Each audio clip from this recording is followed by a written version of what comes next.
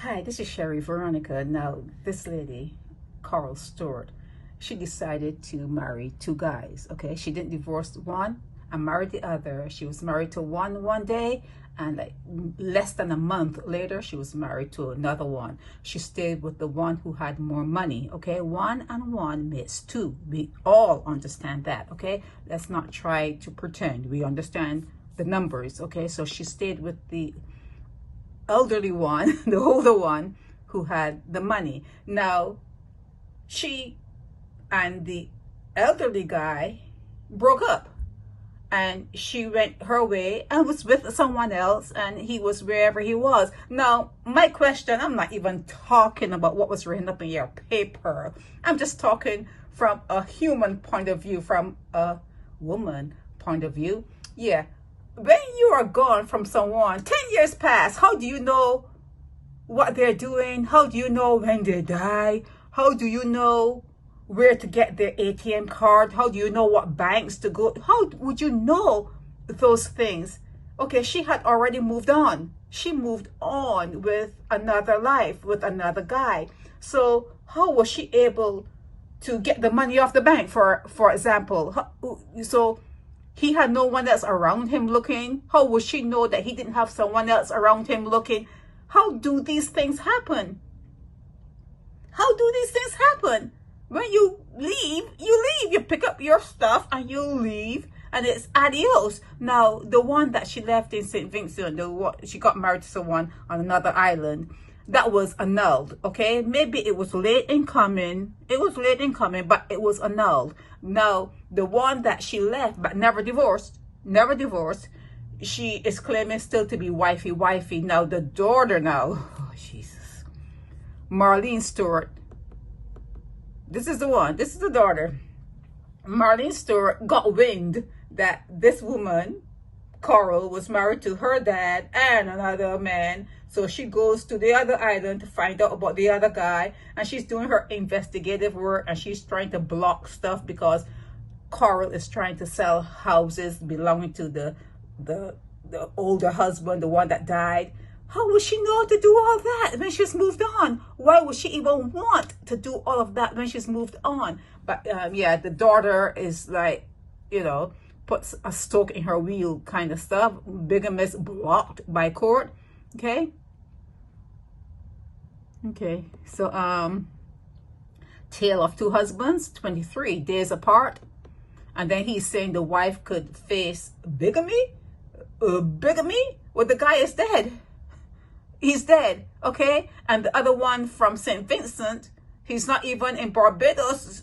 That you can say, well, she married two people in Barbados, and you can, you know, you have them there. One is in another island, and isn't there some sort of statute of limitations? Because you can't say, you know, now the daughter must have heard years ago, because she went to do investigations, so she knew a long time ago that the woman was probably married to someone else, but she had moved on. I told you that already. She had moved on with another relationship, the wife, Carl. So the only thing that should be talked about in this blog is why, if she left the husband and she had that little mix up because she forgot to do the divorce papers for the first one, why would she try to sell anything? Why would she try to get his money? Why not just leave that alone? That's the only hiccup in this whole thing.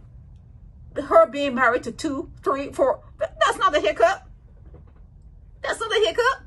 People have 3, 4, 5 families and pretend that they're salesmen and pretend that they're this and that and moving from house to house and whatever. That is normal. But why would she try, especially knowing there's a Marlene that's still alive, okay? There's a Marlene that is still on the scene, and Marlene was not going to let that fly. Well, I have another story on Marlene, but I guess I wouldn't say it here. But Marlene is no sweetbread either, you know. Nobody's sweetbread. Everyone has their own thing, you know. So I don't know if it's going to come up what she did. She caused a whole ruckus years back when she said something that was definitely not true and caused a whole lot of mess. I'm talking about Marlene Stewart. But yeah, this is about Carl Stewart, and she left the man. The man died, and she just suddenly appeared scared trying to sell? How did she know he didn't have a will? How did she know he didn't partition things off and have things all in place? How do these people know these things, that they can come back and assert themselves or insert themselves in situations? How do they know that they can do that? I think it's so weird. Carl, I'm talking to you now, woman to woman. I think it's so weird that you would do something like that. And I think for the guy, I'm not even going to call his name, for him to die and leave a house here and leave a house there and leave everything, and everything's all mixed up and topsy-turvy, it's a crying shame. These things are things you should do when you're alive and of sound mind and body. You should, when your mind is still working, you should make everything you have an owner, and your things can have an owner when you are yet alive. You don't have to wait until you die. You can put your account names, you could put names on your accounts, your bank accounts. You could add a name onto your mortgage, or hopefully it won't be a mortgage when you're old, it will be paid off. So you can put that onto the deed or whatever. You can do things when you're yet alive so that when you die, it's a smooth transition. Bye-bye to you, and whoever is going to get what, their names are already on it.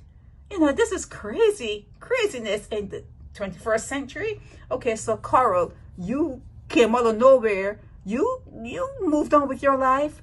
So how did you know that this guy still had all that for you?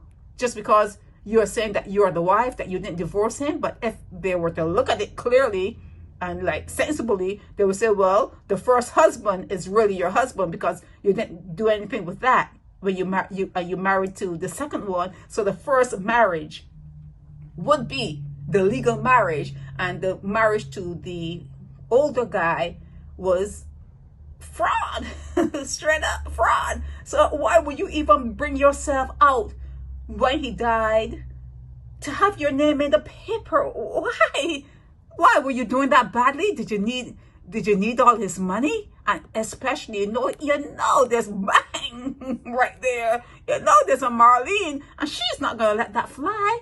She was not going to let you fly away with her father's money. So it's just crazy, the greed, and they're not thinking, and they're not taking care of business when it happens. When you leave and you're married, get divorced. You make sure you file those divorce papers right off the bat and get that stuff behind you.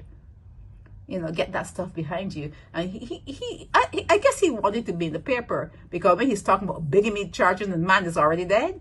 And the other one is in St. Vincent or whatever island, another place. What bigamy charges? And she already took care of the marriage from the first one. That was annulled. So what bigamy charges are you talking about? Or what about the statute of limitations? He's just talking crap. But then again, the law in Barbados is crazy. But then, this is U.S. attorney. Oh, my bad. U.S. attorney, okay. He's saying that she could face bigamy charges. Nah, she ain't facing nothing. Once the guy died, that case will die with it. I don't think Carl Stewart has anything to worry about. She just needs to pull back and start trying to claim something that's not hers and settle herself. Just settle yourself, Carl. You really don't want the U.S. government or the Barbados government ain't gonna do shit. They ain't gonna do nothing. But you don't want the U.S. looking into your affairs, because then they'll start to look at this bigamy thing, and you know what? When they start to dig into the bigamy thing, then something else may come up, and something else you don't need it. You don't really need it. Okay, so settle yourself, Carl, and you're in another life now. Stay in that life. Okay, that's my advice to Carl Stewart. Okay, this is Sherry Veronica.